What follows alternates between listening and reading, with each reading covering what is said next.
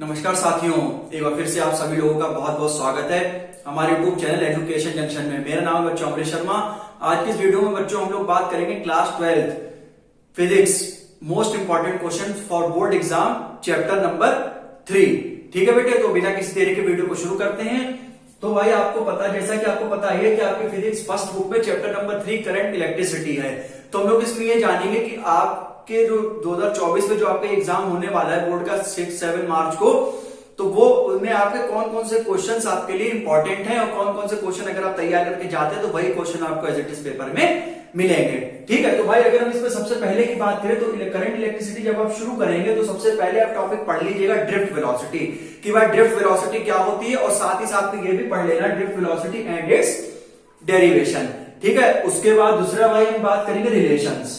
ये जो दूसरा विषय मैंने रिलेशंस लिखा है इसके ऊपर मैं बॉक्स बना देता हूं। रिलेशन जो भाई कि भाई ये मैंने आपको 1 2 3 4 5 6 7 आपको रिलेशन दिए गए हैं। इसमें कि आप अगर ये पढ़ लेते हैं 7 रिलेशन, तो ये मेरा मानना है इन 7 रिलेशन में से आपके जो बोर्ड एग्जाम में जो क्वेश्चन आएंगे उनमें से बाहर नहीं जा सकते। या तो जी आपको एमसीक्यू में मिलेंगे या फिर ये आपको कोई शॉर्ट क्वेश्चन में मिल सकते हैं। जैसे relation between current and drift velocity, पहला relation between current and relaxation time, third is relation between current density and drift velocity, relation between current density and resistivity, relation between current density and conductivity, relation between current density and relaxation time, and the last is relation between resistivity and relaxation time। क्योंकि भाई ये जो हमारे relations होते हैं इसमें हम अंदाजा नहीं लगा पाते हैं कि हमारे कौन कौन से इसमें क्वेश्चन फंसते हैं। भाई रिलेशन तो आपको कुछ भी मिल सकता है, तो मेरा मानना है ये रिलेशंस आप बेटे जरूर तैयार कर ले।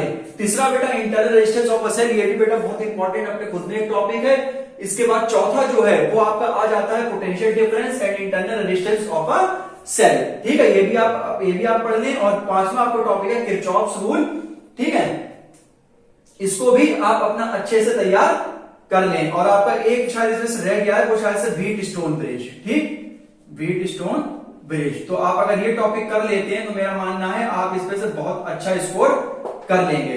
ठीक है, और अगर मान लीजिए और अगर चाहे तो आप जो रिलेशन वगैरह ये तो 2-2 लाइन का रिलेशन है, लेकिन हाँ जो बहुत ही इंपॉर्टेंट है इसमें जो आपको बिल्कुल भी छोड़ के नहीं जाना है, एक तो किरचॉफ्स के आपके 2 रूल है, जंक्शन रूल, लूप रूल, और ये व्हीट स्टोन ब्रिज है। 2 चीजें, और ये आपका एक तीसरा, चौथा, पांचवा पॉइंट, 3 4 5 6 पॉइंट आपको बिल्कुल पढ़ के जाने ही जाने। इसका मतलब आप मान लीजिए कि अगर आप इस 3-4 टॉपिक कर लेते हैं तो आपका पूरा चैप्टर आपका ओवर हो जाएगा। और यदि आप मतलब अगर इन 3 टॉपिक को अगर आप पढ़ लेते हैं 3 4 5 तो भी, और 6 व्हीट स्टोन ब्रिज के लगातार, और साथ ही साथ रिलेशन, तो आप करंट इलेक्ट्रिसिटी इससे बाहर नहीं जाएगा। ठीक है, तो इस वीडियो में मैंने सिर्फ आपको करंट इलेक्ट्रिसिटी के बारे में बताने की कोशिश करी है। ठीक है, तो भाई अब अगली वीडियो में मैं आपको चैप्टर 4 के इंपॉर्टेंट क्वेश्चंस बताऊंगा। वीडियो अच्छी लगे वीडियो को लाइक करें, चैनल को सब्सक्राइब करें, और कोई सी भी अगर आपको प्रॉब्लम होती है तो आप मुझे कमेंट बॉक्स में पूछ सकते हैं। तो मिलते हैं नेक्स्ट वीडियो में, तब तक के लिए अपना ध्यान रखें। और जितना भी आपको जैसे बताया गया है वो आप बहुत अच्छे से पढ़ें, क्योंकि ऐसे कुछ क्वेश्चंस होते हैं जो कि बोर्ड एग्जाम में पूछे जाते हैं। चैप्टर 1 और 2 में मैंने बताया कि फर्स्ट चैप्टर में आप सिर्फ गॉस लॉ ही पढ़ें और पूरा चैप्टर हटा दीजिए, तो बस गॉस लॉ भी पढ़ लेंगे तो भी हो जाएगा। दूसरे चैप्टर में मैंने आपको कुछ हिंट्स दिए हैं, और तीसरे चैप्टर में अगर आप जो है चौथा, पांचवा, छठा, 3 पॉइंट के साथ रिलेशन आप कर लेते हैं मोबिलिटी के साथ, तो आपका मतलब क्या है, ये चैप्टर क्लियर हो जाएगा। तो मिलते हैं नेक्स्ट वीडियो में, तब तक के लिए अपना ध्यान रखें, बाय।